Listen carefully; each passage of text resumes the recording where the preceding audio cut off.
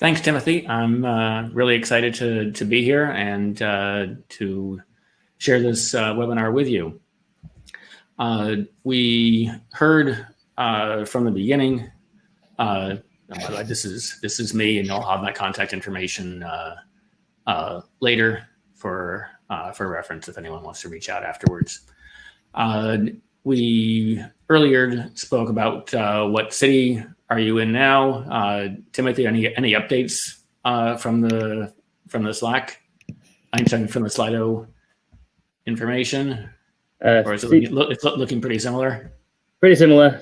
Okay, all good. Yeah, farthest reach is still Tokyo so far. Okay. The next thing I'd like to know is what is your role or title in product? Whether you're in marketing, product management, etc. Timothy will be setting up a Slido link. If you can take out your smartphone and use the or click the link and respond to that would be great.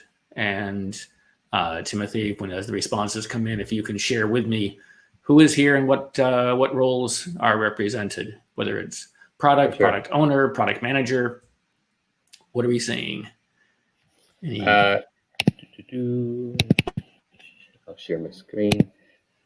So we have product manager, product owner, head of product, group product manager, business engineer, sales engineer, PB products, PDM and PO, software development manager, product management consultant, product marketing manager, quite a variety of roles, director of marketing, principal architect. Lovely. Great. Keep the answers coming.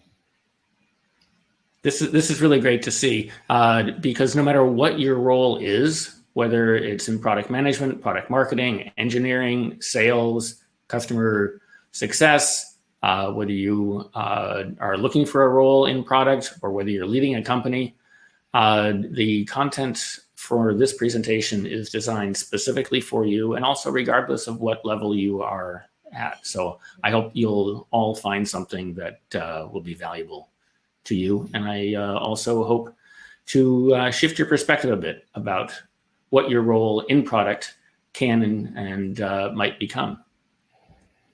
So next question is, I'd like you to enter into the event chat, into the stage chat, your short word descriptions of what your most difficult product challenges are. What are you facing, or are facing perhaps continually that you find difficult? I'm not going to prime the answers with any suggestions. I don't want to influence the answers, but I'd like to hear what people are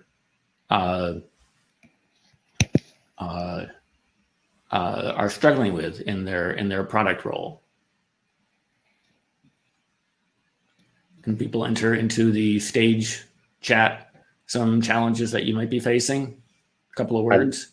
Same Slido link. I've shared the link again. You would be able to. Yeah. You would be able to input your answers there, and we'll share our screen in just a few seconds. Great. Just enter a couple of words, 2 or 3 words to describe it, not long paragraphs, because Slido doesn't deal well with that.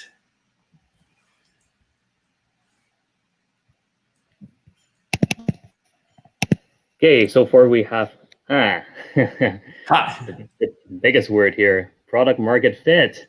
What a surprise. Not a surprise. Excellent. Product vision, access to data. Can you read a few more, Timothy? Just so all can hear. It's small for me. Establishing alignment of outcomes, value, communicating, answering PM, saying no, stability, discovery, clear customer requirements, buy-in, clarifying business need. Wow. Problem. Okay. Problem addressed. Wow, that's a lot. And it's actually not surprising. Whatever role we have in product, we have really challenging roles where it seems like we have a never-ending backlog of things to take care of. and things to keep coordinated and aligned. But the real problem is that when we are working in product, most of the time, sad news, but most of the time we actually fail. And I'm curious about you, whether you have ever had your service or feature fail. And this is a poll that Timothy is going to be entering. So if you can click the polls link at the top of the window and just click your answer, and we'll see what kind of experience the people here have had, whether it's a feature that didn't work as expected, you're a new service, a new product. How has it turned out for you?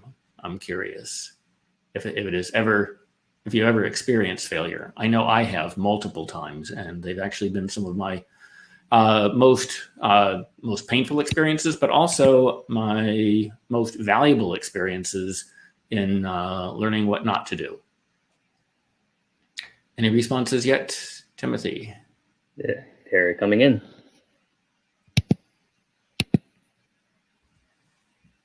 We have about 23 responses.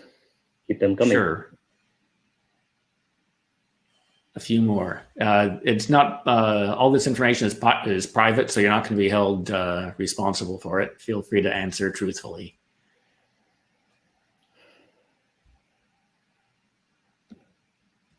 So how are the responses shaping up so far, Timothy?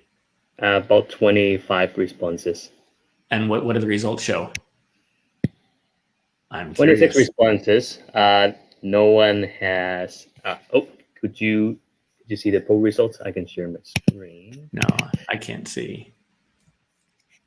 2 votes, not yet. 2 votes, not yet.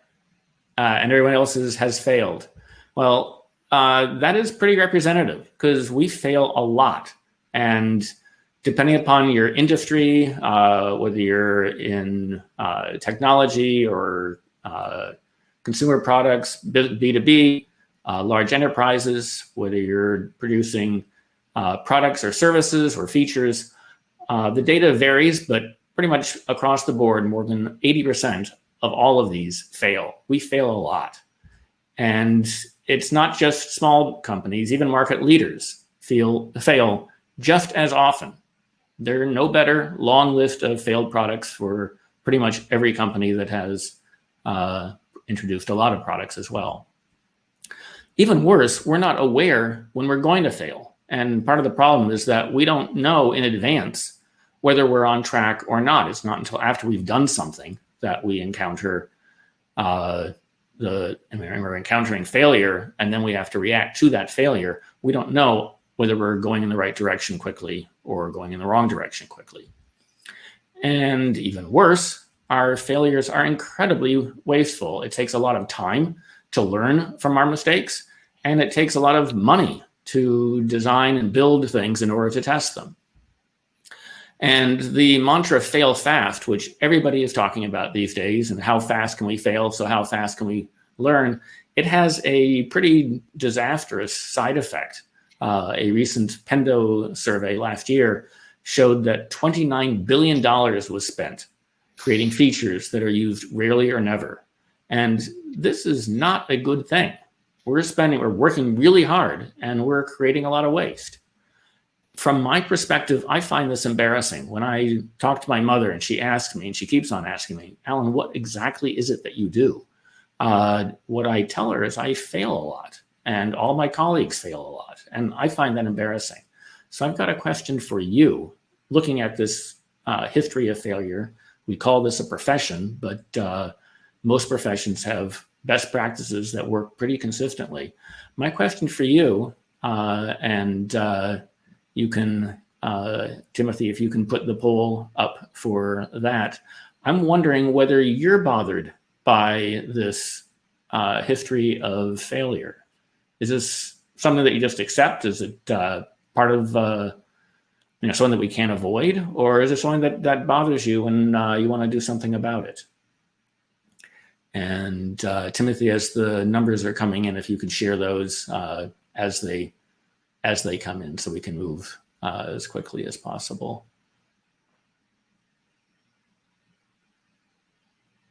Timothy, I'm not hearing you. Can you hear me? Yes. We have 18 votes who have voted yes and 4 voted no so far. Okay. Well, we'll explore this question as we continue. When we look at a history of failure, I've been curious.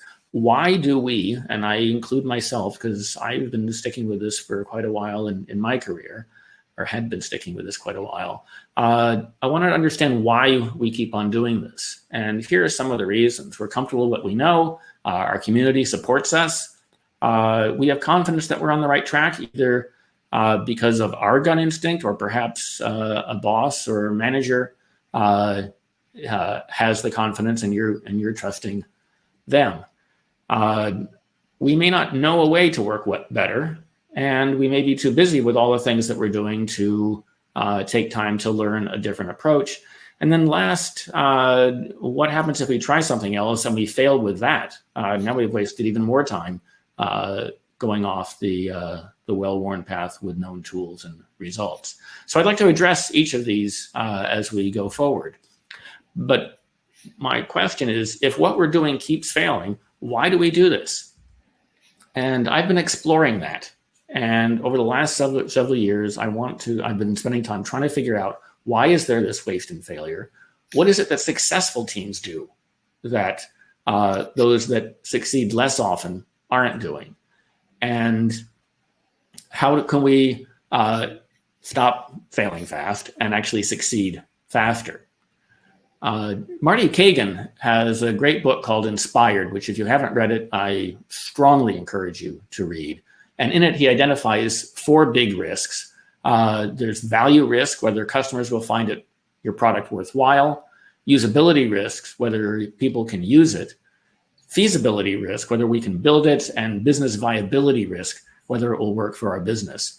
And Timothy, if you can put up a poll, and I want to know from the attendees here, in order to avoid failure, which risk do you think is the most critical for you to attend to and focus on to reduce your risk in coming up with a new feature, a new product, or a new service? And please respond to the vote, the poll on the right-hand side of the screen. We have now unhidden the poll. Great. And while you're entering your choice there, I'll also call attention to a 5th risk that Marty Kagan also mentions in the 2nd edition of Inspired, which is ethical risk, which is becoming more and more critical these days. The question is whether we build it or not, whether we can build it or not, should we build it? Is it the right thing to do? And that's another important question to ask before launching down the path to build a particular feature, a particular product, or a particular service. Timothy, what do the answers look like so far? We have 68% of votes who have voted on value, 26 votes. And the 2nd place is usability at 17%, business viability in 3rd place with 15%, and 1% responded feasibility. And by the way, if you want to check out for all the attendees, if you want to look at the results, if you just keep the polls tab open, you would dynamically see the numbers shifting as seconds go by. That's great. So the answer is that by far, value risk is the greatest one that determines success. If you're not creating something that is valuable to your customers, it doesn't matter whether you can build it, how easy to use it is, whether it fits your business. If customers don't value it, then you're going to be in for some hard times ahead. And on the flip side, if we are to focus on maximizing one of these, whether it's value, usability, feasibility, can we build it, or business viability, one of these also presents the greatest opportunity. And it may come as no surprise that also by far, value. If you can uncover something that is extraordinarily valuable to your customers, it can cover up and overcome troubles with usability or even feasibility. If parts of it don't work, people will put up with bugs in order to get the value that you've created. So where does value fit as we go about creating products? Well, Damian Newman created a diagram, a nice diagram here. He called it the process of design squiggle, but I believe it relates just as well to products. And in the beginning, we don't really know what direction we're headed. We head off in all kinds of different directions, and we seek feedback, and we measure responses, and we gradually figure out the right direction. And if we break this down, there are really two distinct phases in product. There's discovery and there's optimization. Discovery is when we don't yet know what the right solution is, and we need to figure that out. Optimization is we have something that's already working and we're looking to refine that. My question is, where is the source of our failure and waste? And I've been exploring this, and I'm curious to hear from the audience where you believe we're going wrong. The poll is the poll is activated on the polls tab, and please pick your choice: discovery versus optimization. Right, and it's a quick two option choice, so it shouldn't require a lot of contemplation. First instinct. And what are you seeing so far, Timothy? 95% said discovery. 5%, well, one vote right now says optimization. Okay. Well, for most products, the seeds of failure are and the seeds of waste are on the discovery side. And when I learned that, that set me off on a course. The thing is, for optimization, our best practices are actually pretty good. We have all kinds of metrics and tools and ways of learning what is working, what is not working as well. And we can keep on tuning and tweaking that. And we focus a lot of our time and attention there. But when our discovery is not working, how do we know that that's happening? Typically, we design the wrong thing, we build the wrong thing, we start measuring to see how it's going, and then we repeat that, hoping to do something better. If this is happening, we're probably not doing a good job of discovery. And this may seem pretty obvious, but we tend to repeat this process over and over. And this is impactful because once we have conducted discovery, it impacts everything downstream. And if we have garbage in the discovery phase, it will pollute every other aspect of the business. So I then turned my attention to what was wrong with the way we are doing discovery and looking at a lot of ways that companies do this. And I work with a lot of different companies and get to see a lot of different practices. And I love learning from that experience.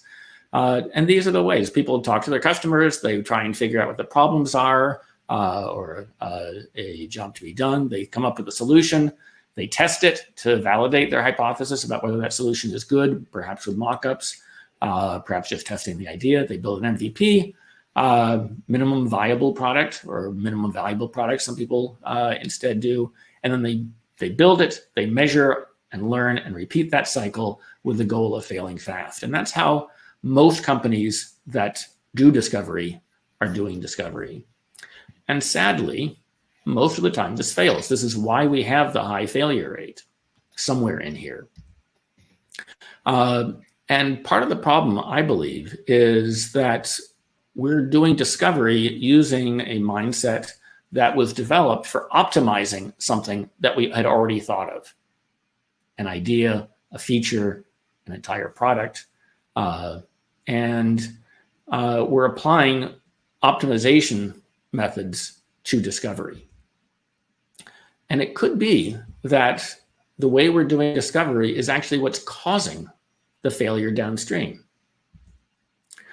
And so I've been curious what could happen if we could actually build it right from the start, whether that's an entire product or the 50th feature of your product.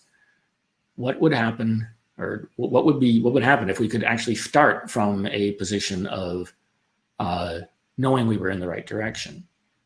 What would that take? to figure that out, we might want to think about what we know at the end of our optimization process that we didn't know when we were first heading out. At the end, we pretty well figured out why people were interested in our product, why they came to our website or came to the store, why they tried it, why they bought it, why they might have recommended it to a friend or a colleague. And we might even know why, for those that it wasn't a good fit, why they left. In discovery, we don't yet know that. What is it that we're actually trying to discover? Think about that. When we're doing discovery, what is it that we're actually measuring? We've got this black box called discovery. Are we looking for the features? Are we looking for the right product, the right design? I believe that what we should be discovering is our customers. Who is it that we're serving? What about them makes them our customers?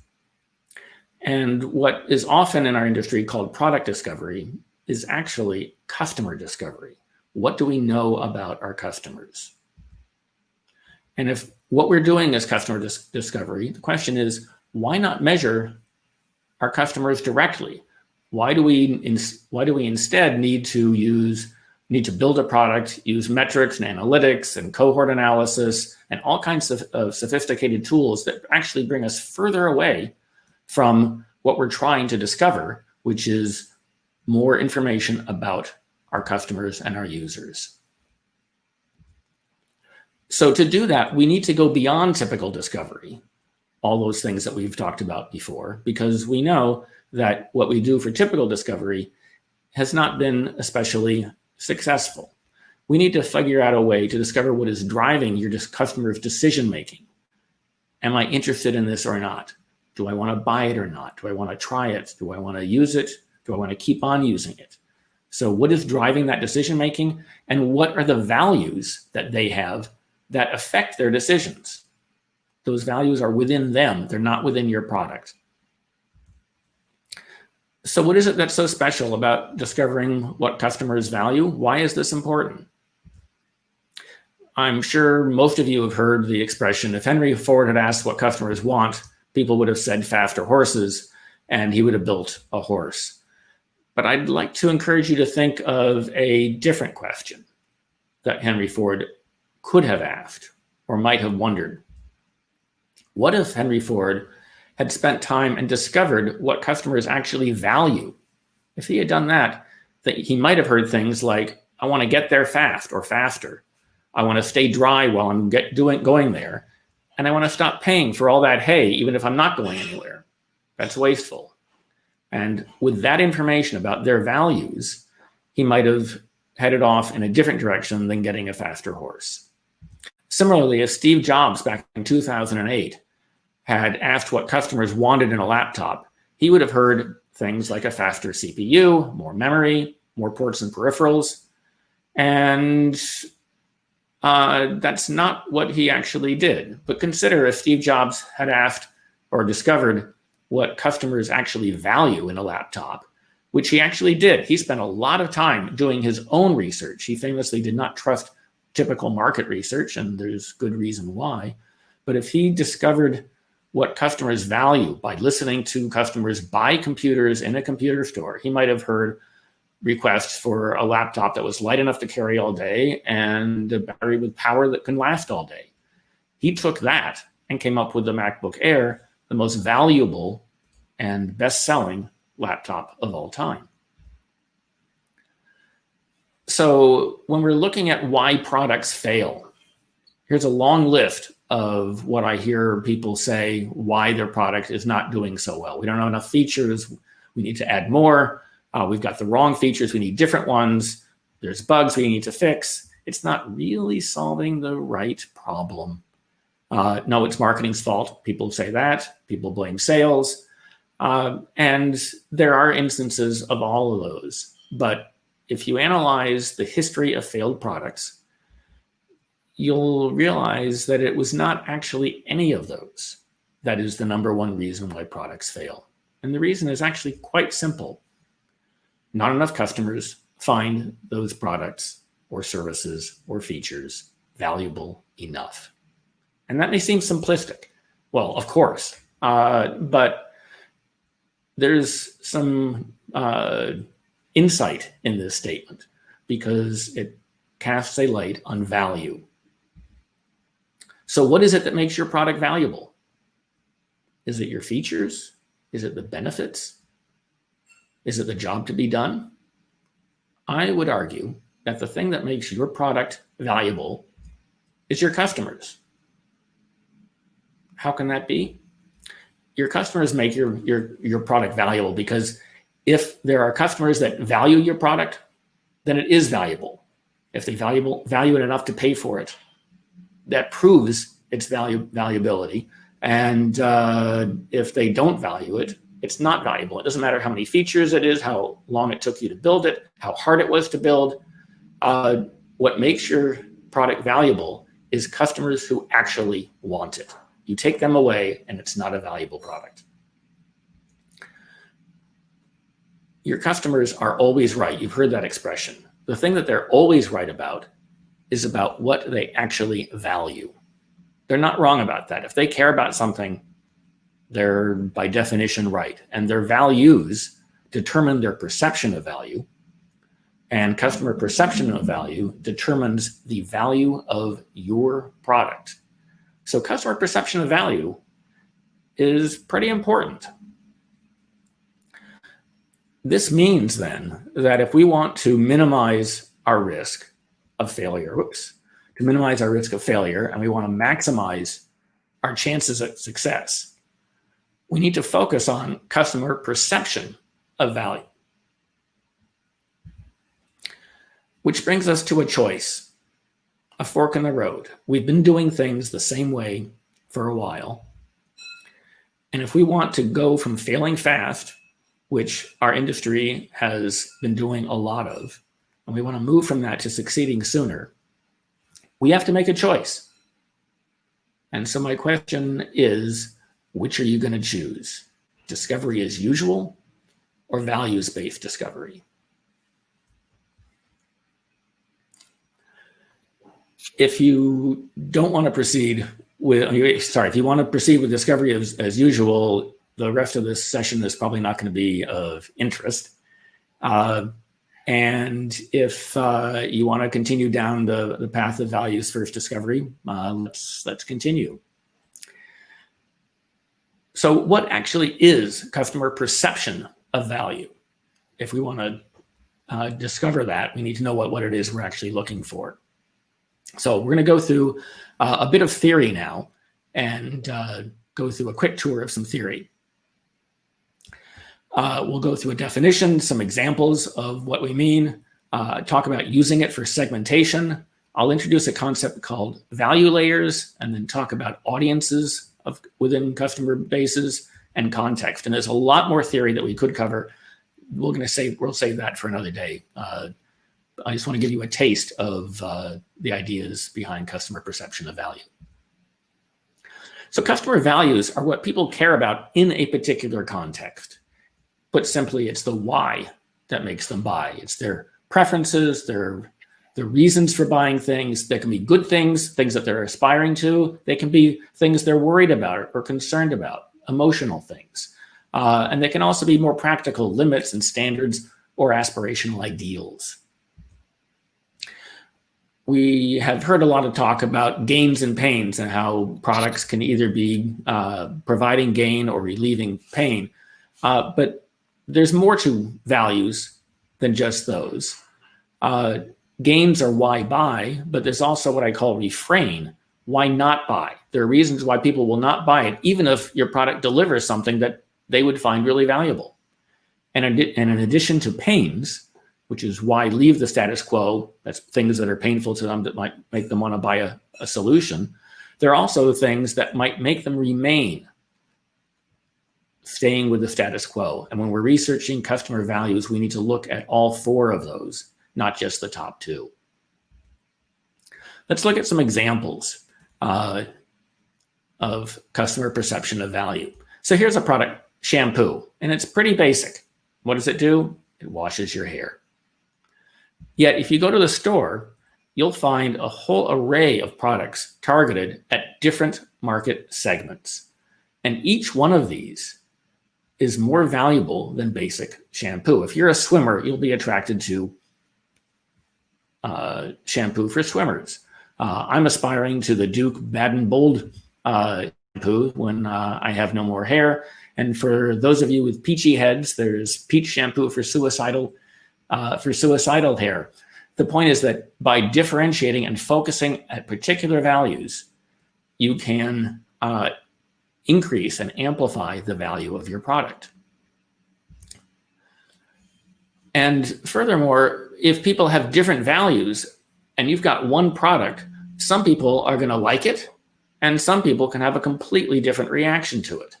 Same product, different values in the people, different reactions in response. There is no ultimate standard of good product, better product, and best product. What matters is what your customers believe is good or bad, good, better, or best. And now we can use customer perception of value for a whole range of things. So I'm going to focus on just one here, which is segmentation. We talk about market segments and we typically define them using demographics. We build personas based on demographics. But I'd like to introduce an alternative definition and have you consider this. What if a market segment is a group of people who share the same perception of what is most valuable? If we care about the same things, we're likely to buy the same product, even if our demographics are different. And this applies B2B as well as B2C. And just a side note, the examples I'm giving here through this presentation are almost entirely with B2C products. These concepts apply equally with B2B. I'm using B2C consumer product examples because most people are familiar with consumer products and can relate to them. Many business products are more esoteric and require more explanation, but all of the concepts apply. B2B, B2C, products, services, and features, small companies and big companies. These concepts apply for pretty much any product or service you are offering. So how do we choose a market segment to target if we're doing segmentation? We could sell to anybody. Some companies say they want to sell to everybody. What would happen if we targeted our audience not based upon demographics, but on our new definition of a segment based on people who share the same values? Then we have a choice. We can sell to a large audience of shared values, values that a lot of people share, or we can sell to a group of values, values for which not a large number of people actually share those values. It's a choice, and if we understand what their values are and how prevalent their values are, we can choose actually between selling to a large audience or to a small audience because we know their values. Now here's the concept I call value layers, and we're going to step a little bit deeper. We're dipping our toes into theory here. There is a lot more we don't have time to get into, but value layers are pretty important. Let me show you why. On the surface layer, which is what most product people spend a lot of their time on, we're dealing with the product, about a product or a feature, attributes of the product, attributes of the feature, attributes of a service. And we're tuning and tweaking things, but we can have a completely different type of solution. Is it a hardware solution or a software solution? Is it a do-it-yourself? Is it a kit, or is it ready assembled? Is it a service? And then great progress has been done by going even deeper and looking at the problem layer or the job to be done. What is actually the problem that we're solving, and what are attributes of a good solution based upon the type of problem? But even more central than that, right at the core of our individual customers' roles or identities, there are other values that relate to who we are and what we care about as human beings in a particular product as it relates to that problem or job to be done. And discovering each of those values at each of those layers can be pretty impactful. Let me give you an example so we're all understanding what we mean by value layers. We'll take the example of Airbnb, which I'm assuming most people are familiar with. It's an online apartment or house booking service, and that's at the feature level. It has features for online apartment booking.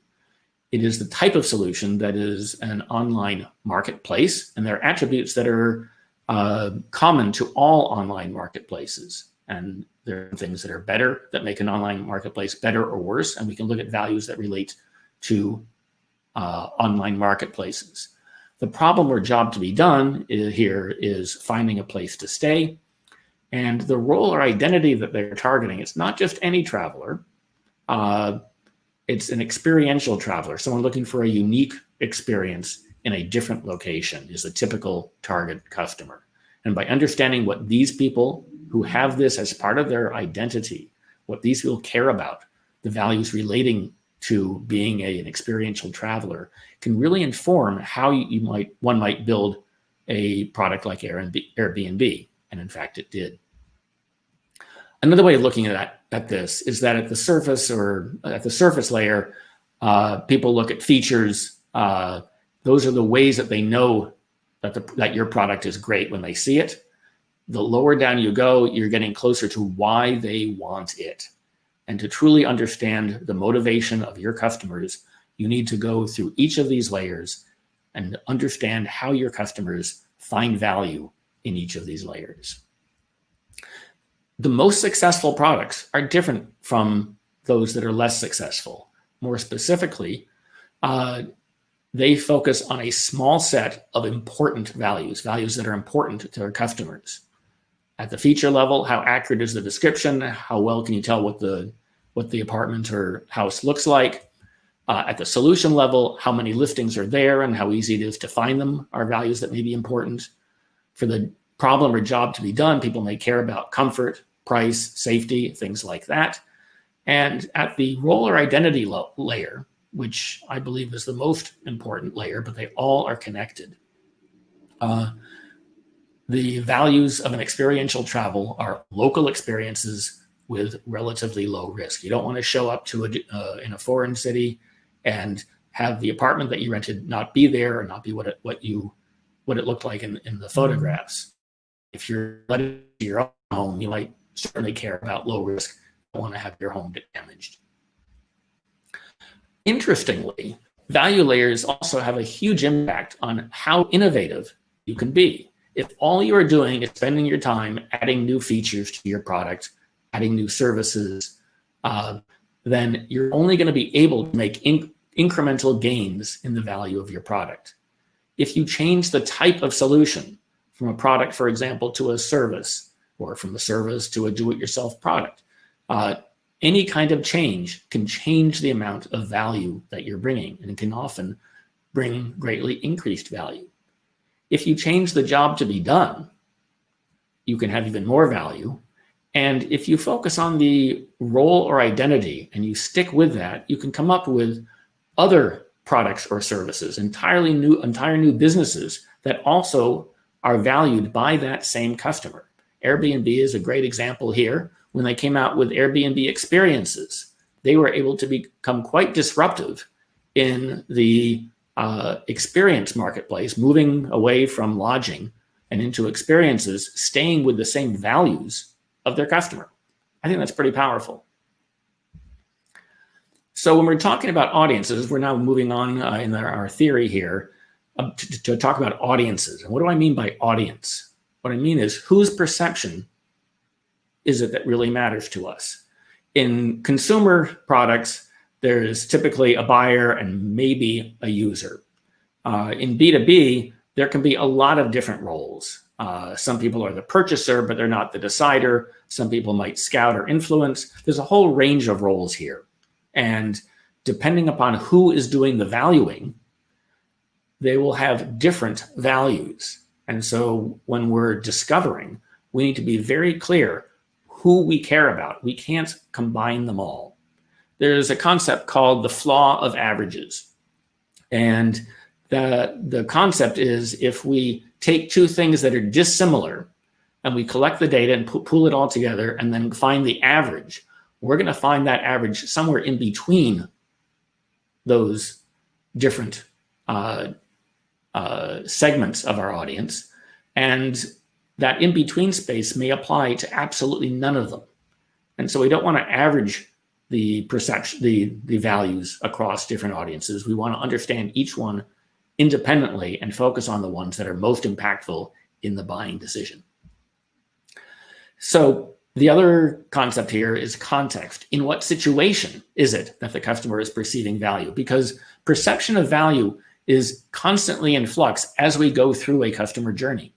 When we're first aware of a product, we may have certain values that we're bringing in, but as we learn more, we may learn that certain aspects of that product are actually more important. Our friend tells us, watch out for this thing, make sure you get something that has that.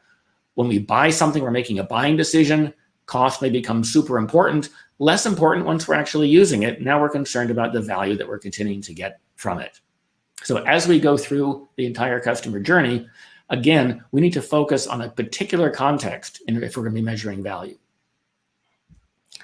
So how does all this theory tie together?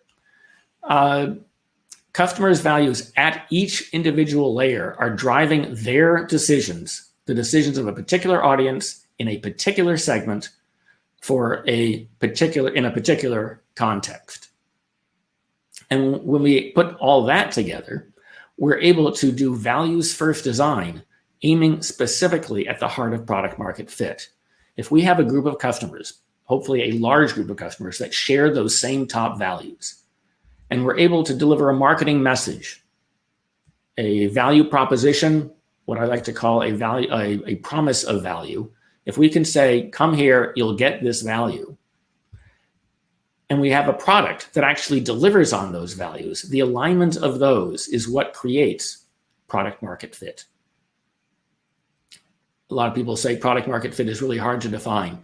This is my definition of it, and I think it works pretty well. I'd love to hear what people think about that as we move forward.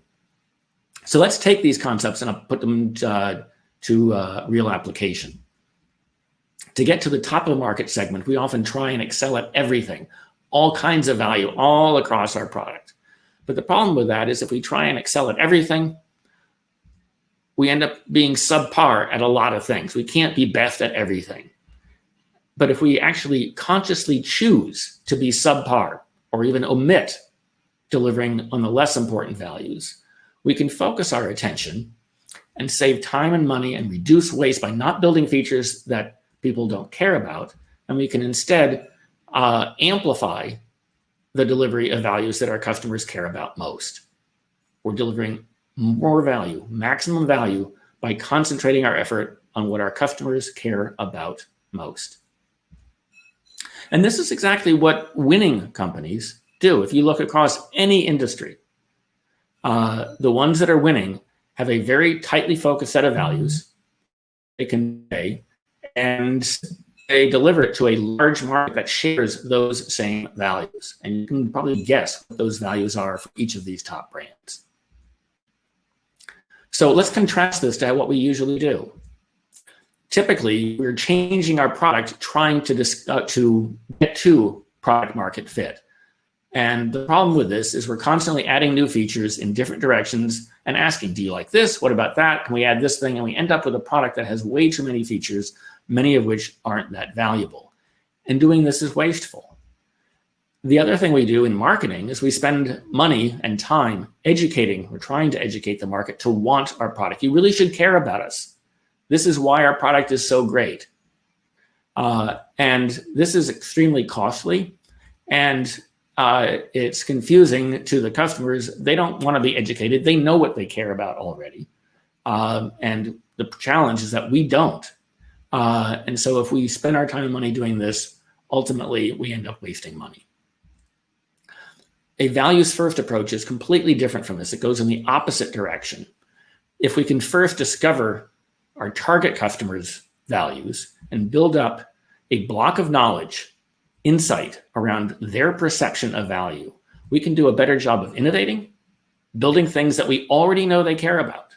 We can do a better job of marketing, positioning, and conveying the value of our product in ways that we know already align with the values of our customers.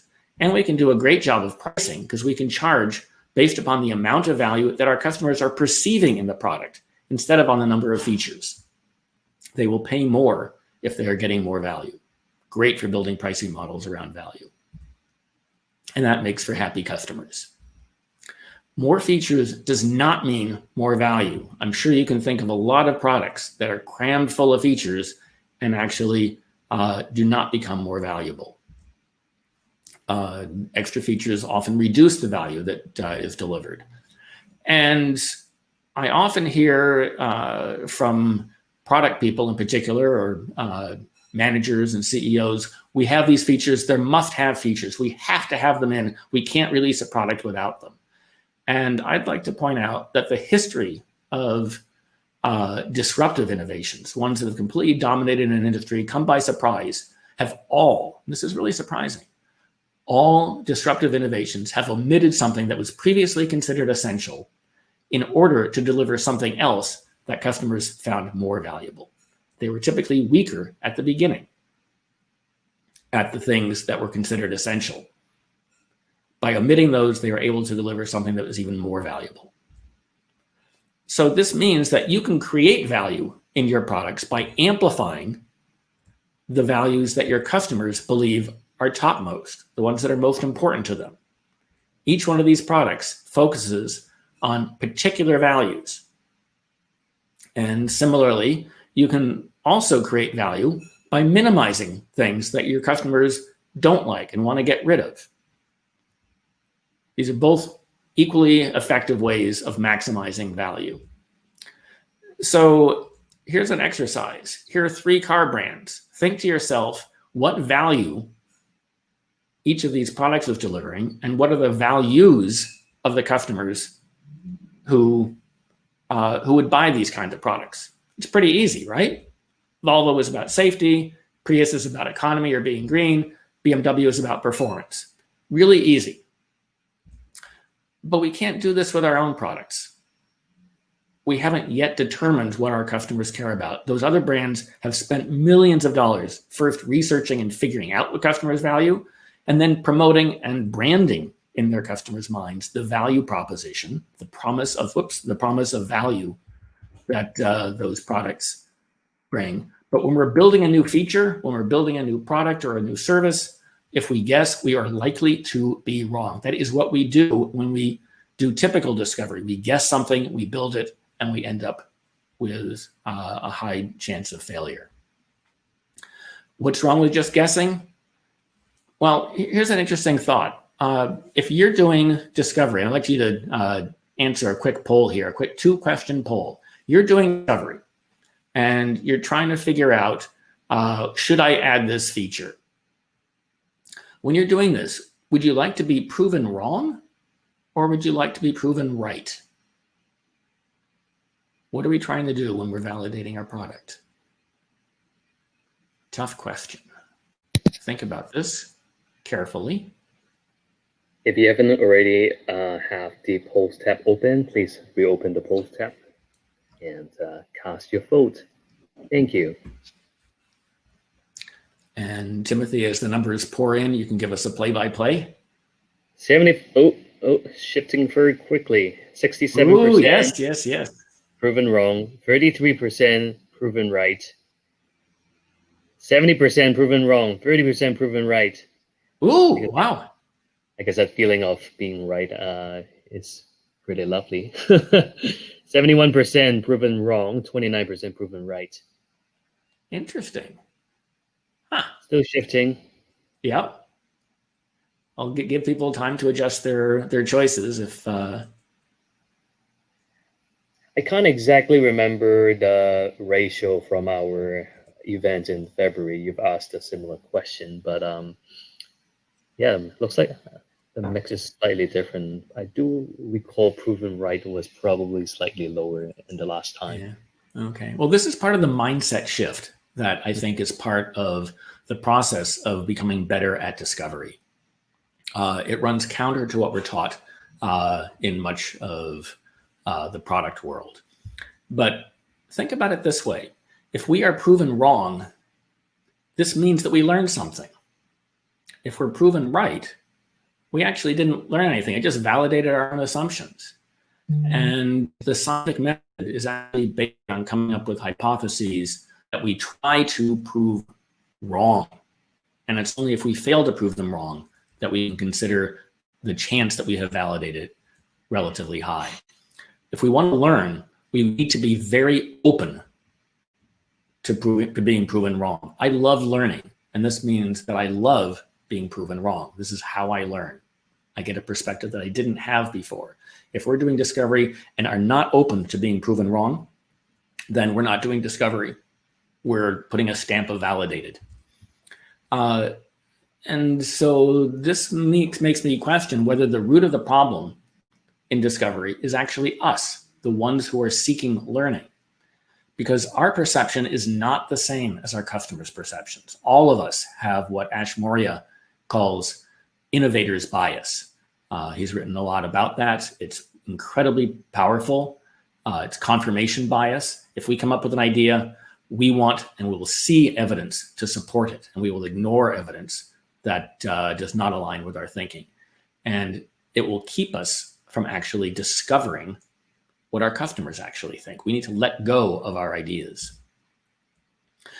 In fact, when we seek to validate our ideas, we're delaying our discovery. It's slowing us down.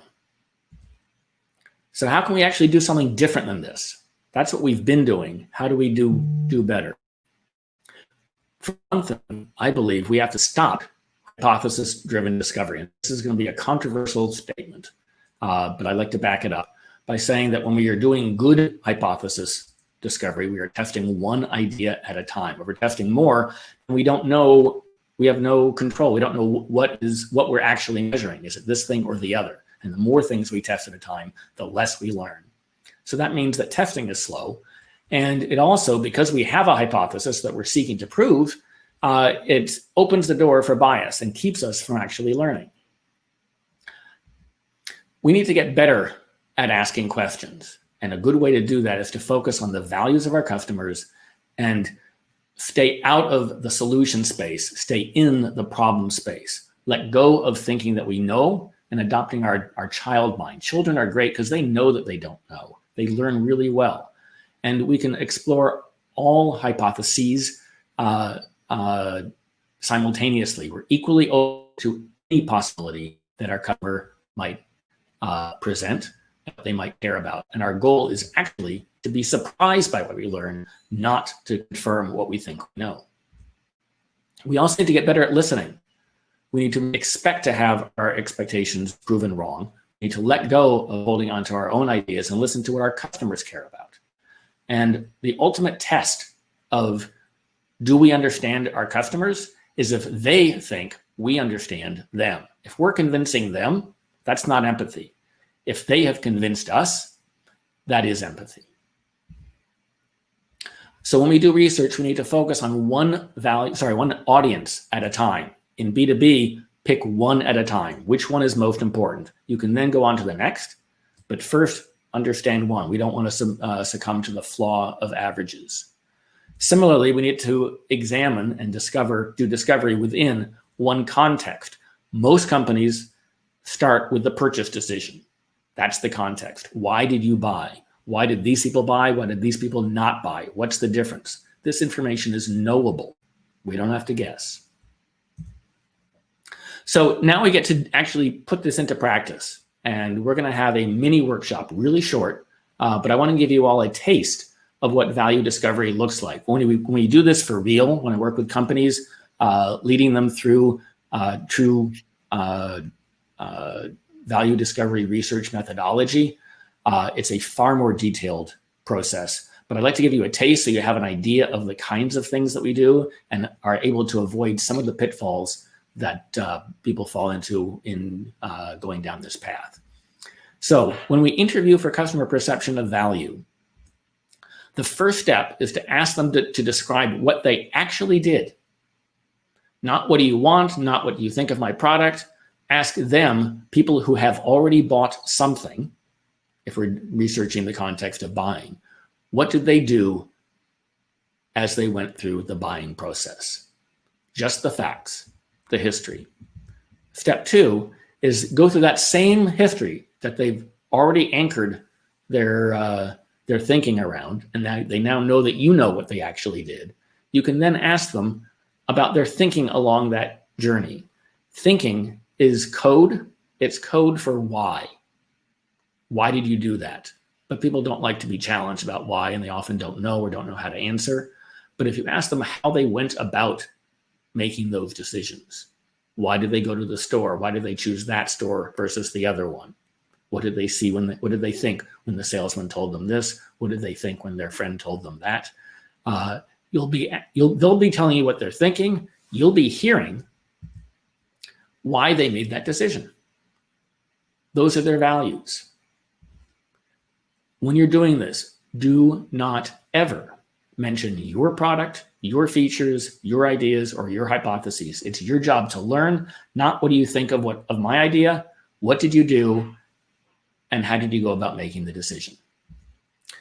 So we're focusing on why, but I will caution you strongly, do not use that dangerous word why or mention values. People don't think that way about values. They don't know what their values are, or they may speak about them in more idealistic senses, but what they do and they're thinking about what they do is their actual true why.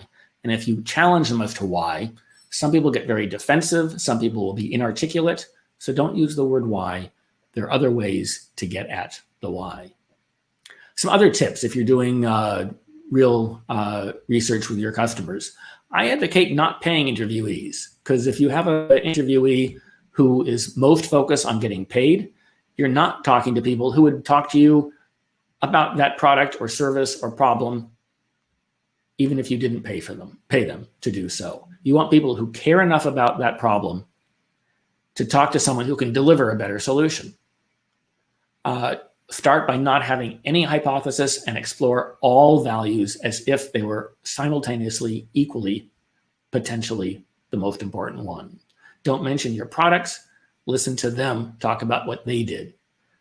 Don't ask any fixed choice question. No, nothing yes, no, nothing A, B, no fourth choices as we're doing with the polls here. A interview is where they get to use their own words. A survey is different. We're using interviews so we can hear in their own words what they really care about. We want to listen to their language. It's important, especially for marketing and for pricing. If you can, quantify how strongly they feel. Which values were the most important? Which reasons what were their reasons why they chose their first choice over their second choice? What did they like about their second choice that they had to give up on in order to get their first choice? That will give you a clue to the intensity of their values. And last of all, don't disagree with them. Don't try and prove or sell them. They are right. The customer is always right about what they care about. Our job here is just to learn what they care about. So let's do this. We're going to be breaking out into the networking room. Before we do, I'm going to share what I want you to do when you're there, because I will not be able to communicate with you once you're in a networking room. So you'll be paired with one other person in the networking room, and you'll have 5 minutes for this exercise. And one of you is going to be the interviewer. One of you will be the interviewee. You can quickly choose. And you'll ask the interviewee to name something that they bought recently that they thought about. It doesn't have to be expensive, but make it be something that they actually did some research, some thinking, some considering, should I get this product or not? It could be a service, but we'll be focusing on the buying decision, and we're focusing on the actual buyer, the person who made the buying decision. Once we've identified what they bought, what did you buy? Ask them to describe how they went about making that decision, from the start to, I might want to get one of those things, to actually paying the money and getting it. Don't go beyond once they've bought it. We're focusing on the buying. And we're doing this because we're focusing on the values that relate to the buying decision. That's the context. And so when they're describing their buying behavior, ask only about the past, what their thinking was as they went through that, not how they feel about it now, not what they learned, only about why they bought, but without using the word why. So first one is the buying behavior. Next comes the thinking. 3 steps. What did you buy? What did you do? And then what were you thinking along that journey? And as they are describing that, listen really carefully. We need to train our ears to listen for values. They're not going to be saying, my value is this. They'll be explaining why they did it, but without answering the question why. How did they evaluate it? What led them to do the things that they did? And try and understand and feel the feelings that they felt. And when we come back, I'm going to be asking some of you to talk about a product that your interviewee named and tell me about what you learned about their values. Ready to go? It's time to go into the networking room, and you'll have 5 minutes. I think you may get a 1-minute warning when you reach 4, so you can bring it to a wrap. You'll have an opportunity to leave then, but let's go into the room. Yep, please click on the networking button on the left-hand side of the navigation, and then enable your audio and video and hit ready. Throughout the session, if you have any questions around the exercise, please feel free to pop your question into the chat window. You can do it in the events chat window.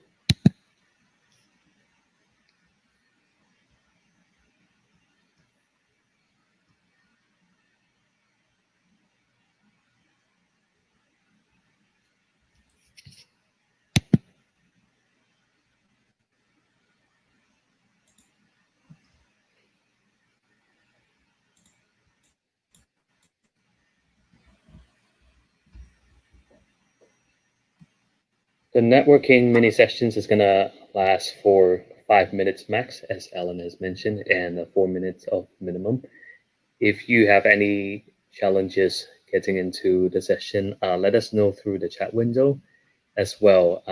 If some of you are already in a session, feel free to send a message in the chat window to confirm that you're able to do that without obstacles.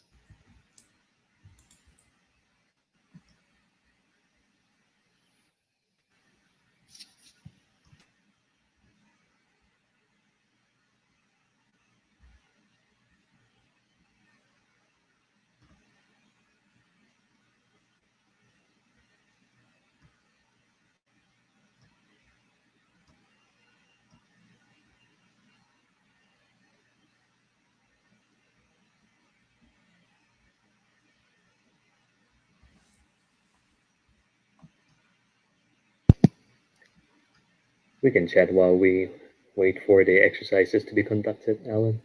I just realized that the message I just shared for folks who have joined the networking sessions, they wouldn't have been able to hear, but hopefully a lot of them are going through the exercises right now.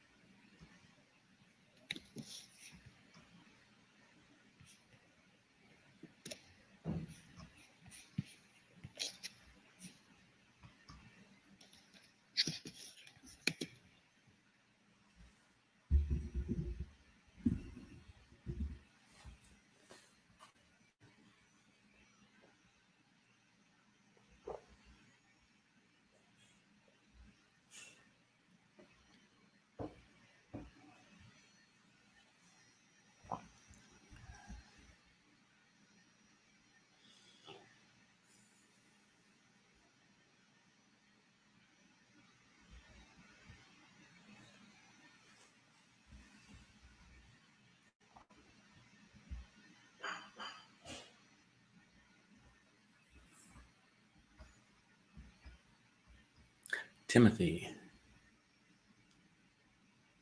Can you hear me? Timothy? I can't hear you. Sorry, I was on mute. I can hear you now. Can we hear from someone in the audience describing their interview? Or should we have them type it? What's a good way to do that? We will probably have to either have them type it, because we don't have a session open for group conversations. Okay. Okay. We'll have people. Let's see.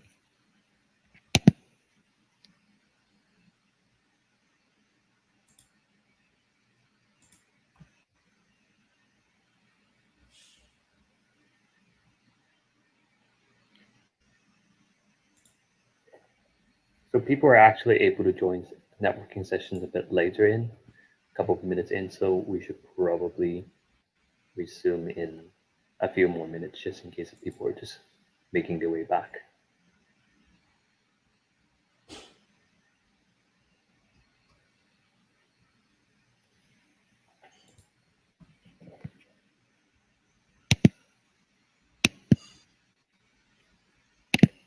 In the meantime, there are a couple of feedback that we can address.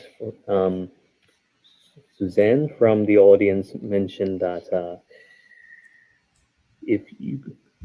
she said, if you could be pictured vertically, I can see your hands. I think it's the format of the camera, though, that it is horizontal. Yeah.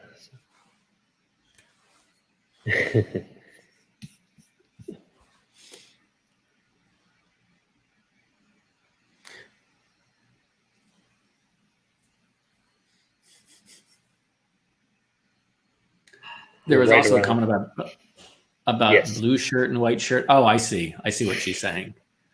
Yeah. My background's brown though, but whatever.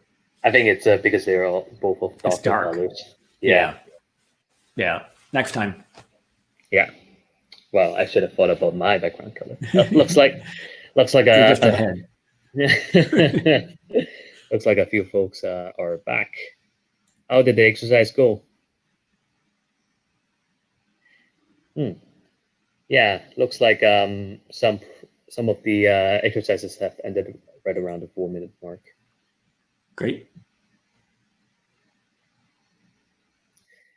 Alan, would you like to wait for more people to be back and then asking to see if some of them would like to share? Yeah. Are we back on stage? People are back on stage now? If you're back to the stage, feel free to pop a message into the chat window in stage. Yes. So we can gauge how many people are back. Okay. For those of you who are back. Sorry to hear that, Tina. Oh, that's too bad.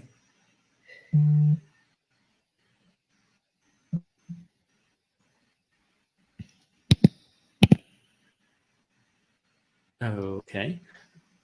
For those of you who are back, you can start now. The interviewers, because you're the ones doing learning, if you could name the product that your interviewee named, and then give a short summary of the values that you discovered about those products. So if you can name a product and then in the same chat, and and the values that relate to that. What values were you able to discover in this really short mini exercise?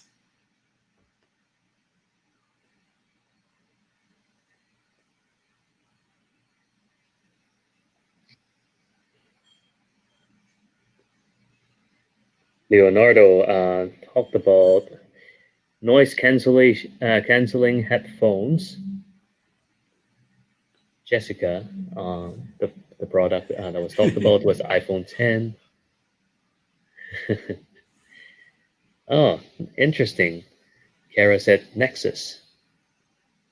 That's a choice. Yes, no, that counts. There are values around services like Nexus or other things like that. holiday trip, safety due to COVID. That was the main value. Oh, that's really interesting. It's interesting how context here changes our perception of value. We might not have thought about that, but you take the same person and they come in a different context, and their values didn't change. It was the context that changed that led them to make different choices based upon their values in that context. Alan, are you able to see the chat window? Would you like me to continue reading? Yes, I'm able to see. Okay. I'm looking at the stage window. I'm reading David Goodrum's buying a table that was designed for working as opposed to, and being away from the family. Very specific values to the context. We're talking about a particular audience, in this case, just one interviewee, in a particular context, having values. And some of these are at different layers. Some are practical at the feature layer, and some of them are about things at the role or identity layer, like safety. Context. That's a great example, J.A. Buying food, whether drunk or sober, will certainly change the context. Different values will rise in different situations. And Jessica says, okay, sorry, you go ahead, Timothy. Jessica added some context too for her previous response on iPhone 10. Great. Oh yes, Jessica. Valuing efficiency and seamlessness and uniqueness. Interesting. And actually doing quantification here. Great work, Jessica. Learning about which values people have more than another. So if you're going to be marketing an iPhone 10 based upon this one interview, poor thing to do to only interview one audience member. But if that ends up being a very popular and top value, that might be something to design for, to market around, and to perhaps even charge for. Timothy. Oh, I was just going to say, Kara also explained the context around Nexus. The values that was gotten out of it was efficiency for future trips, giving security, and making travel a lot less stressful, and customs a piece of cake. Yes. One observation is that a lot of these answers are around the gains, things that people want. There are a few pains. I don't want something that does this. Haven't seen many things to retain from their current solution. I didn't want to lose too much money. I didn't want to lose the privacy that I have before I went with Nexus, for example. So there's the retain and then refrain, the thing that they bought that they didn't really like that much, that kept them from making a faster decision. Those are equally important to learn. Are we ready to move on? Let's do that. We've been talking about what we learned, and I would like to point out that these are great. Duncan, life jackets. Duncan says he didn't want to lose his life, and that was a high motivating factor for buying a life jacket. That is very important. Excellent. So we can gain deeper insights by doing value discovery as opposed to feature preference kinds of research.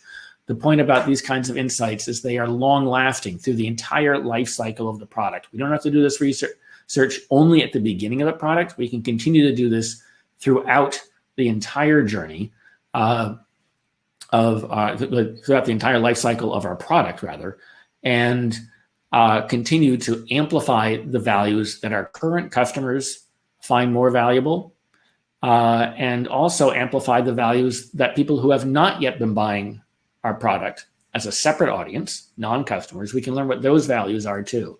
So really powerful to learn that. So congratulations to all of you. You now have some new tools and skills for doing value discovery research at the beginning. There's lots more to learn. You'll need to practice. But let's review what we've learned. One is that values are actually discoverable. And you don't need to build a product first. You don't need an MVP. You don't need a mock-up. And most importantly, you want to let go of your hypothesis. It's really better if we don't have any of those in our conversation when we're doing the value discovery research. We want to learn about our customers, not about their reaction to our product, because that's inserting bias into your discovery equation. And we also have learned that instead of trying to be best at everything, it's a good thing not to be best at everything, because that allows us to excel at the things that are most important to the customers who we are targeting. A values-first approach can not only align product management, it can align your entire organization. If you can identify a large group of customers that have the same top values and communicate to them through sales, marketing, advertising, product marketing, customer success, every touch point can reinforce these are the values that you get from us. And if your product actually delivers those values, or if your service does, or if your feature does, you will be able to maximize your product market fit. And this can align your entire organization. Everyone in the company is focused on maximizing customer perception of value. I argue that it's a great North Star for your entire organization. Everybody's rowing in the same direction. We're making decisions because we're maximizing value. So what do we do when we know all this? When you go back to work, or don't even have to go to get at work if you're working from home, start small. Don't launch a huge project right from the start. Be really curious and experiment. You can do this with your friends just casually. When someone says they bought something, don't tell them, but you can conduct a mini interview. Work to eliminate bias from your interviewing process and practice. Keep at it. And while you're doing this, collaborate with others who are doing the same thing. Tell others to try it and to work with you in discovering the values and using the values. Share your experience, not just with your coworkers, but on Slack groups, social media, etc. Because we all learn from each other. And if we have questions, we can help each other. If we have answers to share, that's great to build the strength of our community. We've got a hard job, whatever role we have when we're bringing products to market. But now that we have values-first tools and skills, we can do a better job at delivering maximum value to your customers. You can go right from the start to succeeding sooner, skipping the failing fast part. Thanks a lot. Thank you so much, Alan. Thank you. If there are questions, we have time for questions from the audience. Yes, we have plenty of time for a Q&A session. So some of you have popped your questions into the chat window. Please continue to populate them if you would like to take this time to ask Alan questions around the presentation, around the exercise, and around the topic of discovery of customer perception of value.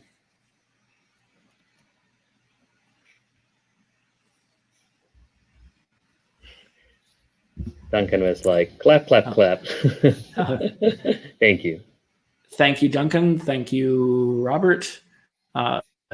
Definitely appreciate that. I hope this was valuable to each of you. Paulina, thanks. And Jessica and T, yeah, and cool. Yes, Timothy. There was a couple of questions from the chat earlier, so just looking it up.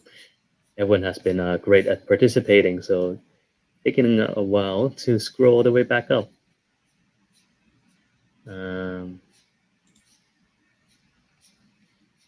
Yes, if people have questions, we'll first answer the ones that were so asked first. So Timothy, sure. Can you read the questions? Yeah. So Joe from the audience asked, how do you factor in our customers' changing values? For example, pre-pandemic versus now. Excellent. That's a really great question, because when we change context, pre-pandemic to during pandemic and hopefully soon post-pandemic. When our context changes, our values adjust to that context. And just like we don't have the same food for breakfast as we do for dinner, we also don't have the same values pre-pandemic as we do during the height of one. And when we're doing the research, it's super important to focus on one context at a time. Again, the flaw of averages approach. If we jumble them all together, people who liked your product, people who didn't, people who bought it, people who didn't, people in one context versus another context, the buying context versus the referring context, for example, we're getting muddied data. So keep it small, focused, and focus first on the context that's most important, the audience that is most important. I hope that answered that question. Timothy, what's next? Thank you, Alan. David asked, you've mentioned roles such as users, evaluators, purchasers. Once you have discovered the values of those audiences, how do you evaluate them? How do you consolidate them? And how do you resolve conflicts? Oh, thanks, David. Yeah, that can lead to some. That question can lead to some insight about the discovery process. When we have different roles, different audiences, users, evaluators, purchasers, when we're conducting the discovery, step one, make sure we interview them separately and keep the data isolated from each other.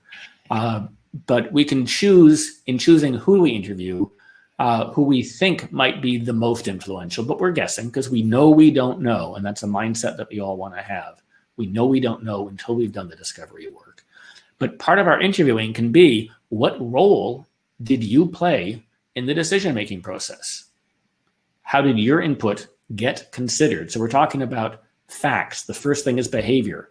What facts happened? What was the history of the buying decision? What role did you play? Did you give your advice to somebody? Did you make the ultimate decision? Who else was involved? You can learn the relative importance. And we actually did this with a client recently that knew that there were two different roles that were hugely impactful. And we learned what their values were. Interestingly, their values, there were two different departments, marketing, strategy, and engineering. And for most aspects of the product and service, the values aligned perfectly. There was no difference except for one value, which was really important to one of those audiences, the market people, and it was negatively important to the people in engineering. Really fascinating, and that helps target our messaging, the right message to the right audience. Next question, Timothy. A lot of great questions flooding in. Jessica is wondering, what is your advice to get a biased founder or stakeholder on board with values-based discovery and just, well, actually discovery in general? Yeah, that's a terrific question because most leaders, most founders, most CEOs, most heads of departments are highly opinionated. And they've got good reason to be highly opinionated, risen to that level because they've been right a lot.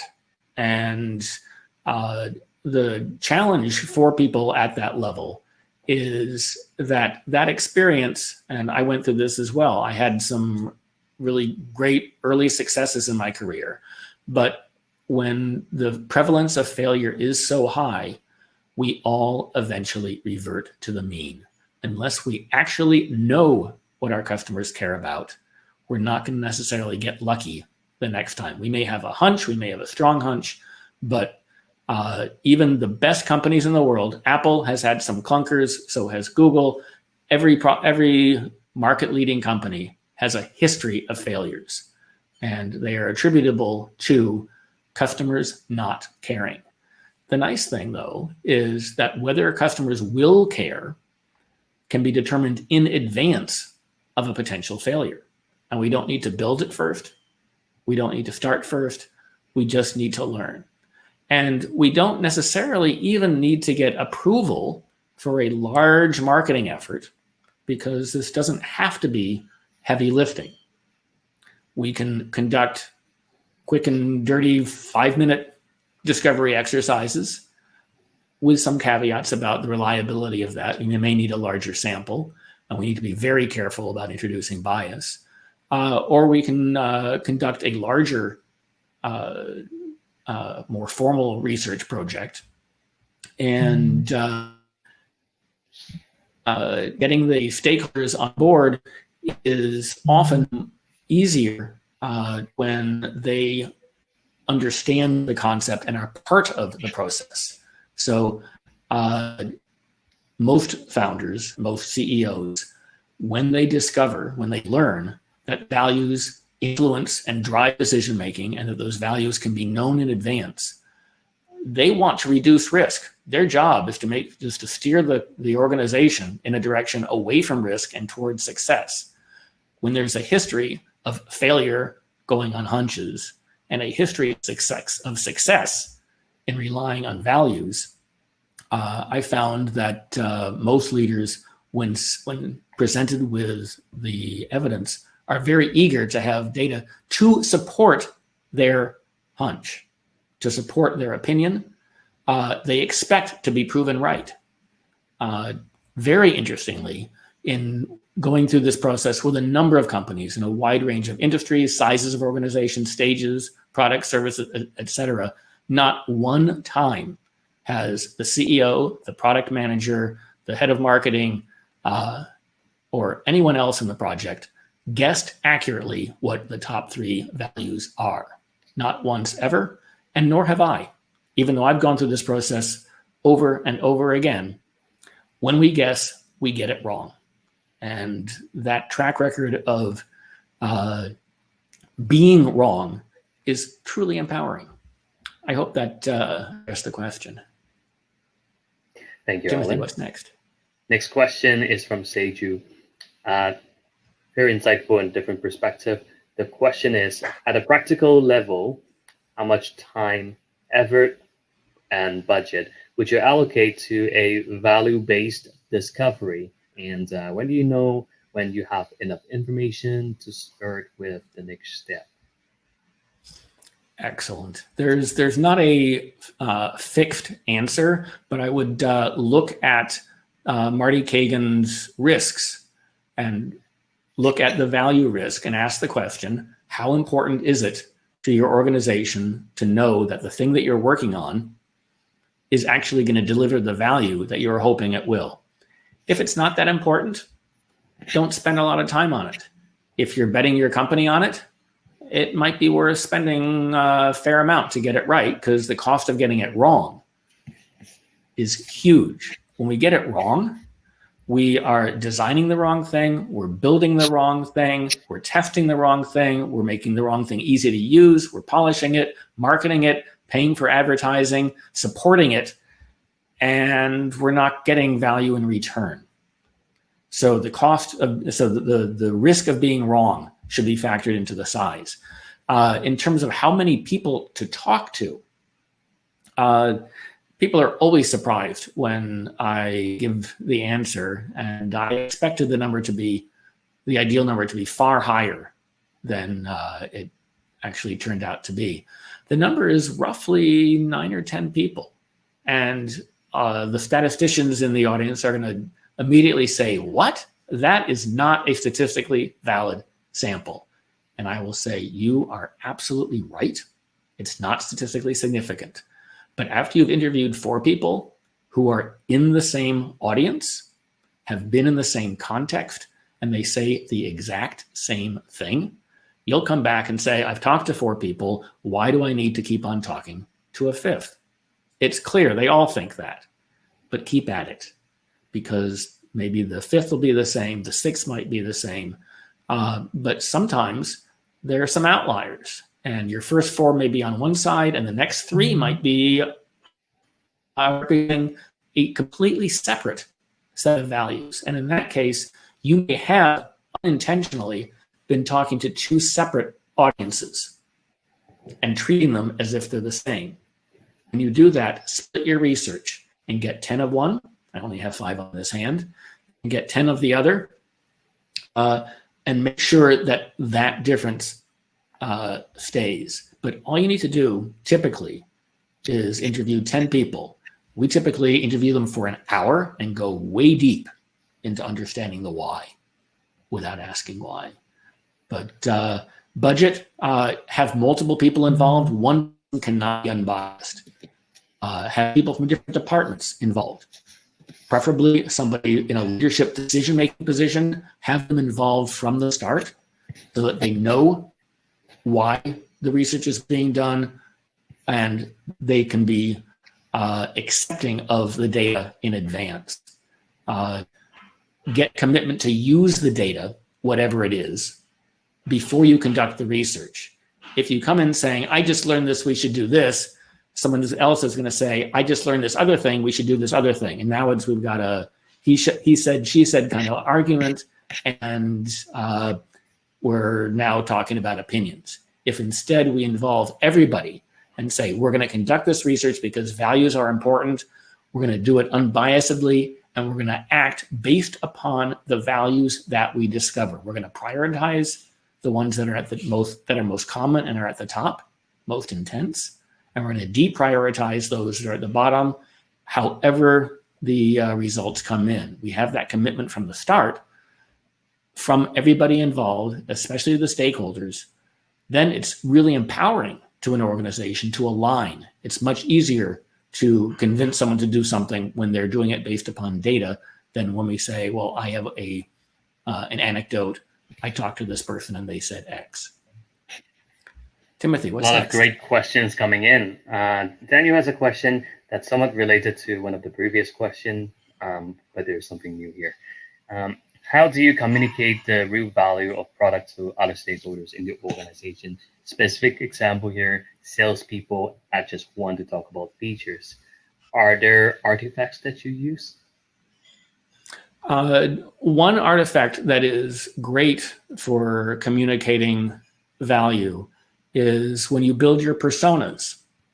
We typically build personas around demographics, and I will argue that those demographics are actually a distraction. They're misleading. They're a poor proxy for who we are actually trying to serve. And if we instead build our personas around values, people who care about number 1 value, this, number 2 value, that, and the third most important value is the other thing, focus on those top 3. Most of your customers in your target market are going to be caring about those. The other ones are, even if they are, quote, important, they are less important than the ones that we now know are the top 3. Provide that in your sales support tools and de-emphasize in your sales support tools the features.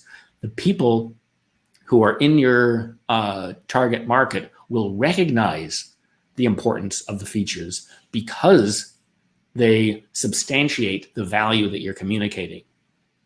When you listen to Steve Jobs on YouTube and some of his product introductions, he talks about, and this is why we made this product so great. We wanted you to have music in your pocket. And this is why we had a large amount of storage. The large amount of storage that's the benefit of a feature. He doesn't talk about the hard drive or the memory that's in it. He talks about the value of it substantiated by the feature. Flipping that equation, lead with the value, provide evidence in the features. Awesome. Timothy. Thanks, Alan. Next question. Alex is wondering, when conducting interviews, do you have any tips on balancing, keeping interviewees on topic, quote unquote on topic, while removing your hypothesis and biases? Great. When we do value discovery research, when I work with companies on projects like these, it's the companies that are doing the interviewing. And so I end up doing a lot of interviewing training and debias training. That's part of the process. It takes a lot of work. Those who have gone through it will tell you it is a lot of work.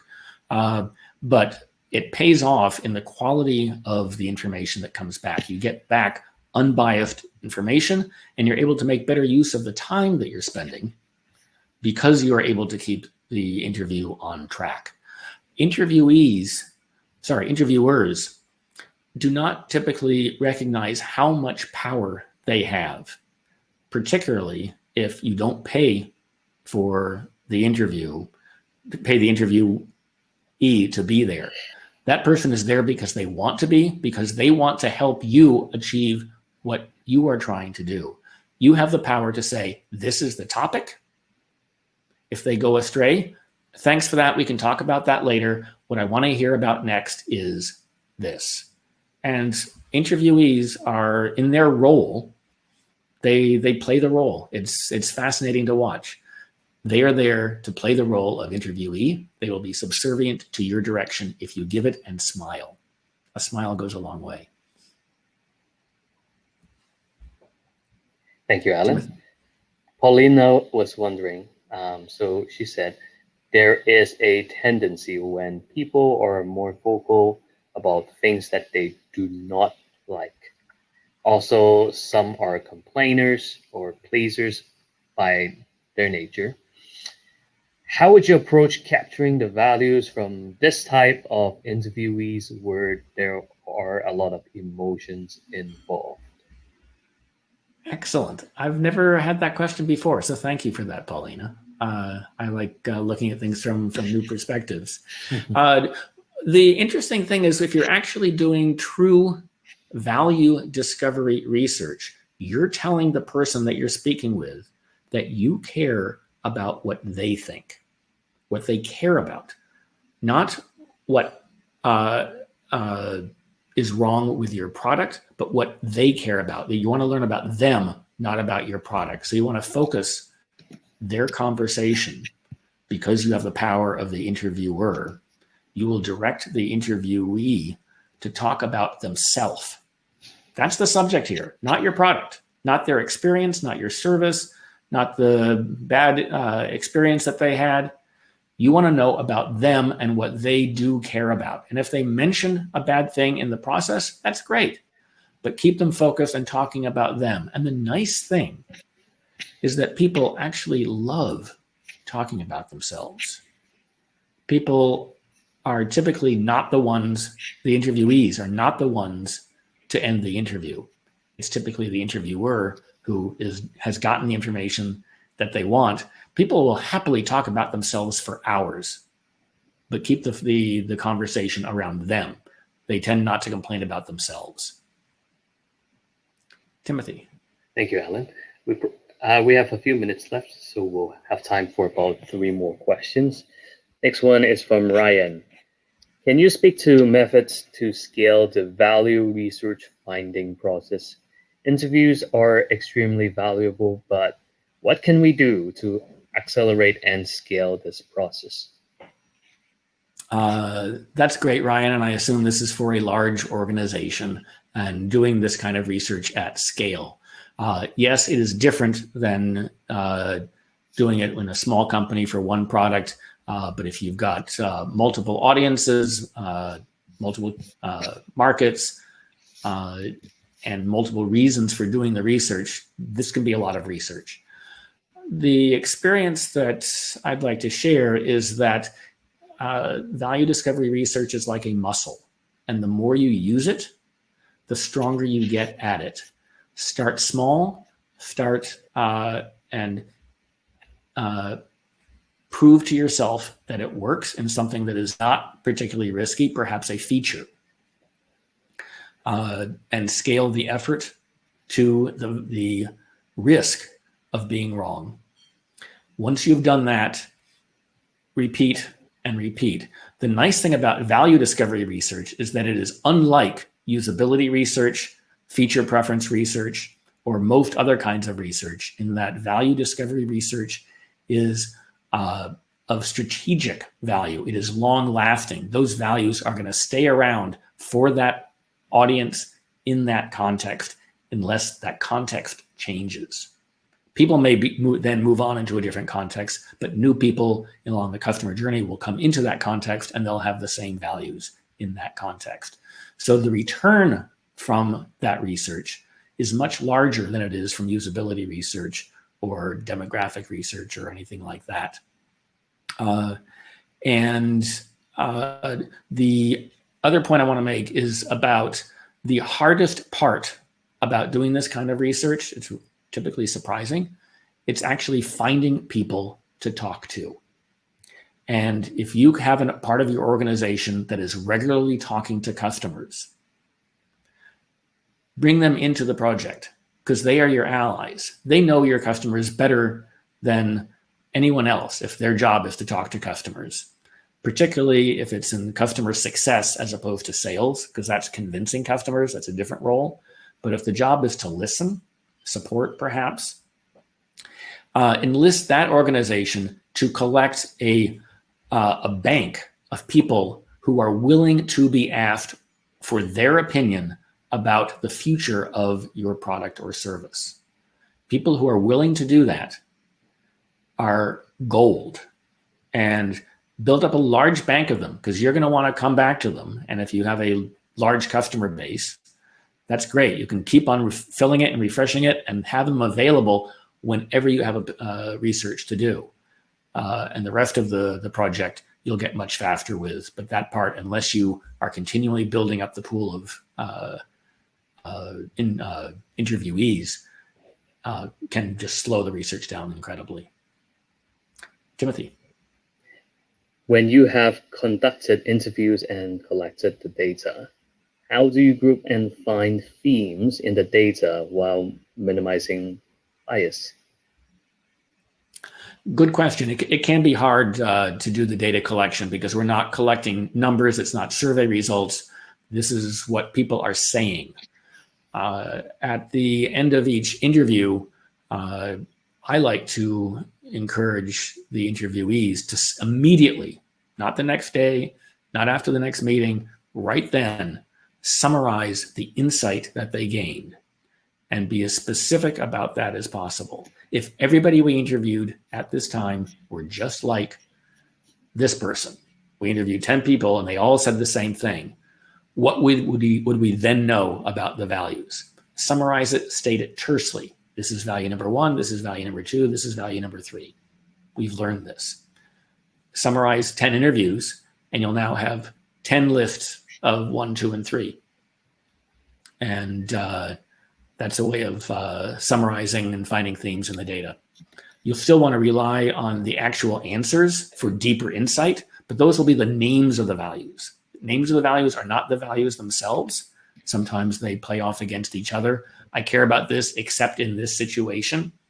You really want to pay attention to that. Timothy. Thank you, Alan. We have time for one more question from Ken. After that, there's a question from David. So actually, Alan, would you mind maybe answering David's question in the Values First channel on Slack? Perfect timing to promote the Value First channel on the ProductBC workspace as well. Ken's question is, could you give an example of how you would respond to the question you posed earlier? What have you bought recently? What were your values in buying it? Is there a form to the answer that you like most? Pretty interesting question. So I recently bought the camera that's pointing at me.